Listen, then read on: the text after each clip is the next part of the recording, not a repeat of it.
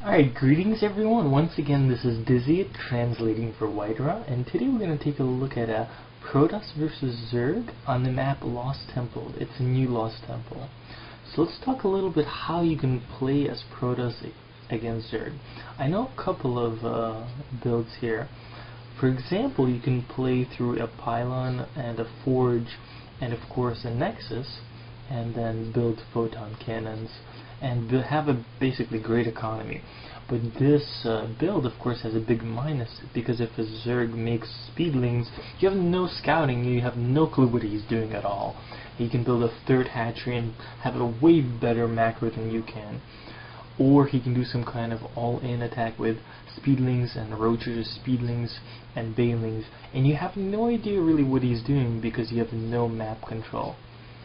And this is really dangerous, and because of that, of course, I don't really like that build order, and I prefer to play through 3 gateways and the next expansion of that. But of course, your build can change based on the actions of your opponent. So if you're trying to do a specific build and what your opponent is doing just doesn't fit in with what you expected him to do, you can adjust your playstyle and do a little bit different things. So right here I scout right after my gateway, and I scout the close land position first, and of course in base I add a simulator, and I see that he's in a close land position, and I see that he doesn't have a gas and he doesn't have a pool, so it means he's about to get a hatchery, or he probably has a hatchery already. And because of this, I cancel my gas and I add a forge, okay?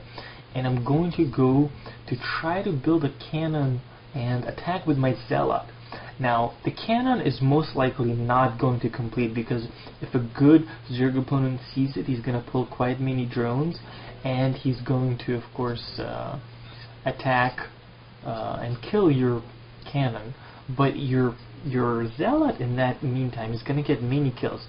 So here I build a pylon, and as I see my opponent pulls 4 plus 3, 7 drones total, and he adds an extra drone that was waiting by his hatchery that was scouting for my probes. So right here, of course, that's 5 and 8 drones total, and of course I pull a couple of my own probes. I pull 3 probes here, and my zealot comes in. Now here, very unfortunately, he kills my photon cannon, and I'm supply blocked, and here I have to build my photon cannon, and it builds so much later.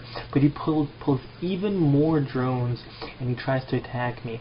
Now he has to either look at the cannon or fight my own units. But here, of course, he surrounds my zealot, and although he does manage to kill my cannon, he still has to keep those drones attacking my building cannon, which of course I cancel.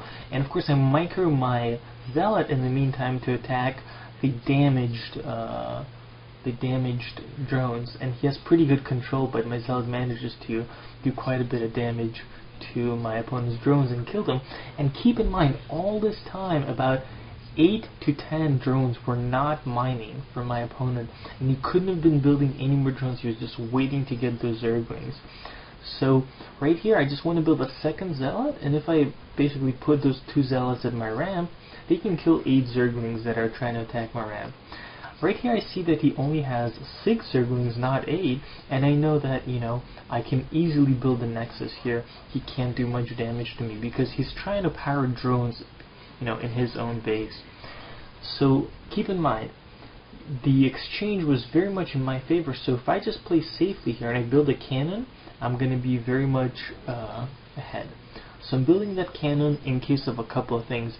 Number one is he could go for a very heavy Zergling attack, and he's going to have probably 4 to 6 Zerglings per each zealot I have, and he's going to easily overwhelm me if he tries to go for that kind of all-in. Or he could go for banelings, and he's going to not build any queens in either case, and of course, you know, spend his resources on that. And if in case roaches come, of course, he can also push me with that. So here I build a cybernetics core to try to wall off my cannon, and I build a gateway. And in the meantime, my zealots are pushing in to see what my opponent's up to. Right here, his Zerglings are in hold position, and I managed to get a couple of hits, and he doesn't have as many Zerglings as I expect.